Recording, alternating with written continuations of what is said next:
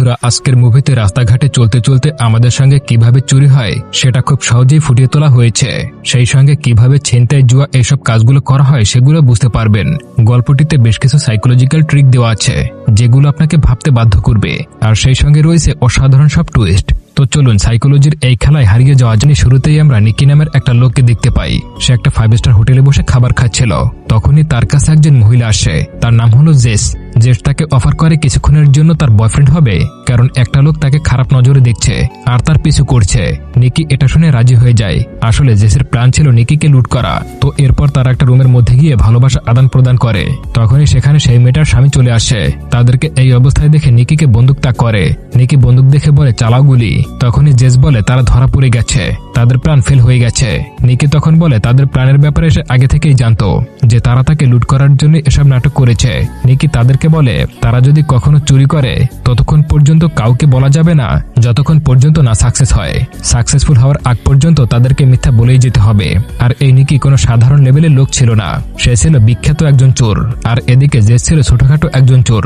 সে মানুষের ওয়ালেট চুরি করত, কিংবা হাতে ছোটখাটো ব্রেসলেট, আংটি এইসব আর কি। নিকি তাকে বলে তাকে একটা ভালো চোর হতে হলে অনেক কিছু শিখতে হবে। এরপরে নিকি জেসকে ফলো করে। সে বুঝতে পারে জেসের মধ্যে কোনো একটা প্রতিভা আছে। সে তাকে শেখায় কিভাবে মানুষকে হিপনোটাইজ করে তার সবকিছু চুরি করতে হয়। এরপর সে তার সঙ্গে সেটা প্র্যাকটিক্যালি করে, আর তার সঙ্গে কথা বলে সবকিছু নিয়ে নেয়। মানুষের কাছ থেকে কোনো কিছু চুরি করতে গেলে সবার প্রথমে তার ধ্যান আটকাতে হবে, আর ধ্যান যখন অন্যমনস্ক হয়ে যাবে তখনই তুমি তার জিনিসটা নিতে পারবে। এরপর কিছুদিন কেটে যায়, তারা দুজনে আবারও সাক্ষাৎ করে। জেস তাকে রিকোয়েস্ট করে সে তার সঙ্গে চুরি করবে আর একজন প্রফেশনাল চোর হয়ে উঠবে। নিকি প্রথমে রাজি হয়নি তাকে তার সঙ্গে নেওয়ার জন্য। অনেক রিকোয়েস্ট করার পর তাকে তার সঙ্গে নিয়ে নেয়। এরপর সেখানে একজন লোক আসে, তার নাম হলো হোস্ট। হোস্ট নিকিদের টিমেরই একজন ছিল। সে জেসকে তাদের টিমে অভিবাদন জানায়। এরপরে তারা খুনসুটি করে। নিকিদের একটা বড়সড় টিম ছিল যাদের কাজ ছিল চুরি করা। এরপরে তারা একটা বাজারের মতো এরিয়ায় যায়। এখানে তারা টিম বানিয়ে চুরি করবে।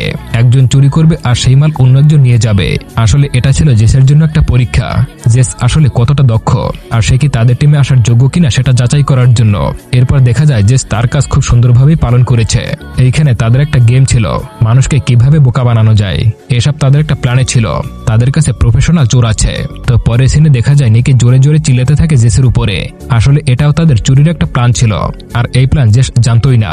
যখনই নিকি জেসের উপরে চিল্লাতে থাকে তখন সেখানে যত লোক ছিল সবার ধ্যান নিকির উপরে চলে যায়। এই সুযোগে নিকির টিমের লোকেরা তাদের ব্যাগ চুরি করে নিয়ে যায়। নিকির কাজ ছিল মানুষের ধ্যান আটকানো, আর টিমের লোকের কাজ ছিল জিনিসপত্র চুরি করা। এই শহরে যতগুলো হোটেল বা রেস্টুরেন্ট আছে সবখানেই চোরে ভর্তি ছিল। কেউ টিম বানিয়ে কাজ করত, আবার কেউ একাই কাজ করত। এরা মানুষের থেকে ক্রেডিট কার্ড চুরি করে নিত, আর 1 সেকেন্ড